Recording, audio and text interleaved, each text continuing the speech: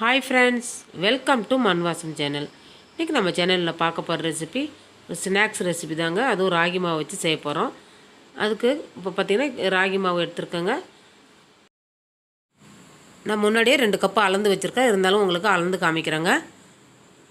நீங்க எந்த கப்ல எடுக்கறீங்களோ அதே கப்ல எல்லா மாவுமே அளந்து எடுத்துக்கங்க. பாத்தீங்கன்னா ராகி மாவு 2 கப் எடுத்துருக்கேன்.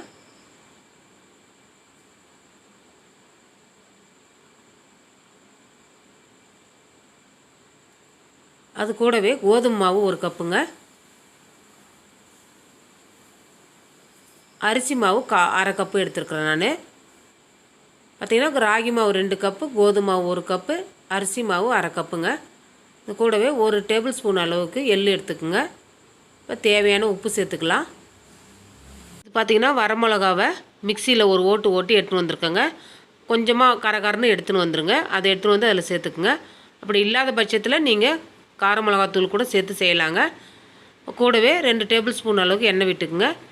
இது மாதிரி எண்ணெய் சேர்க்கும்போது உங்களுக்கு நல்லா மொறுன்னு உங்களுக்கு பக்கோடா கிடைக்கும். அதனால் எண்ணெய் சேர்த்துக்குங்க.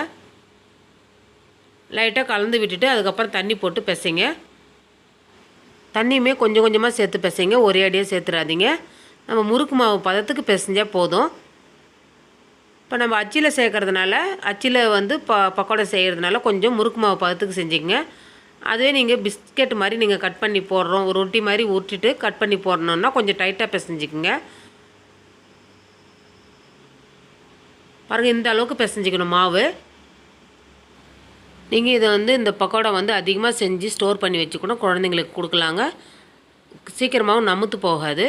பாருங்கள், அச்சு இது மாதிரி இருக்கிற அச்சு எடுத்துக்குங்க. ரிப்பன் பக்கோடா போடுற அச்சு எடுத்துக்குங்க. சின்ன சின்ன உருண்டையாக போட்டு நம்ம பக்கோடா செய்ய வேண்டியது தாங்க. பாருங்கள், கரெக்டான பதத்துக்கு மாவு இருக்குது. இந்த அளவுக்கு இருந்தால் போதும். இப்போ நான் எண்ணெய் காய வச்சுருக்குறேங்க. டைரெக்டாக எண்ணெயிலே நான் போடுறேன். அப்படி போட தெரியாதவங்க நீங்கள் தட்டில் கூட போட்டுட்டு அதுக்கப்புறமேலாம் போடலாங்க. ஏன்னா எண்ணெயில் டைரெக்டாக போடும்போது கொஞ்சம் லைட்டாக ஆவி அடிக்கும், சுடும். அதனால் தெரிஞ்சவங்க செய்யுங்க. இல்லைன்னா தட்டில் லைட்டாக எண்ணெய் தடவிட்டு நீங்கள் சின்ன சின்ன துண்டாக கூட போட்டு எடுத்து போட்டு பொரிச்சு எடுக்கலாங்க. நம்ம எவ்வளோ எண்ணெய் சேர்த்துருக்கோமோ அதுக்கு தகுந்த மாதிரி போடுங்க. கொஞ்சமாக போடுங்க. போட்டுட்டு நல்லா ஒரு பக்கம் வெந்தது மறுபக்கம் திருப்பி விடுங்க. நல்லா சூப்பராக மொறுன்னு இருக்குங்க. சூப்பராக இருக்கும் சாப்பிடும்போது. இந்த மாதிரி சிறுதானிய பொருள்லாம் குழந்தைங்களுக்கு அதிகமாக செஞ்சு கொடுங்க. ரொம்ப ஹெல்த்தியானது கூட. நம்ம சேனலில் பார்த்தீங்கன்னா ராகி மாவில் அடை, கேழ்வரகு கூழ் எல்லாம் செஞ்சு போட்டிருக்கோங்க. வீடியோ போட்டிருக்கோம், லிங்க்கு தரோம், போயிட்டு பாருங்கள்.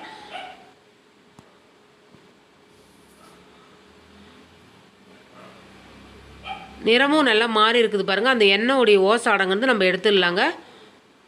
அந்த எண்ணெயிலேருந்து சலசலப்பு அடங்குறது நம்ம பக்கோடா நல்லா வெந்துடுதுன்னு தெரியும். நம்ம அந்த டைமில் எடுத்துடலாம். அவ்வளோதாங்க, பக்கோடா ரெடி ஆகிடுது. சூப்பரான மொறு ராகி பக்கோடா ரெடி ஆயிடுச்சுங்க. இதே மாதிரி மீதி இருக்கிற மாவையும் நீங்கள் போட்டு எடுத்துக்கோங்க.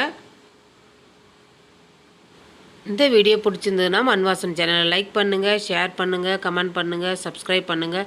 பக்கத்தில் இருக்கிற பெல் ஐக்கானையும் கிளிக் பண்ணுங்கள். தேங்க்யூ.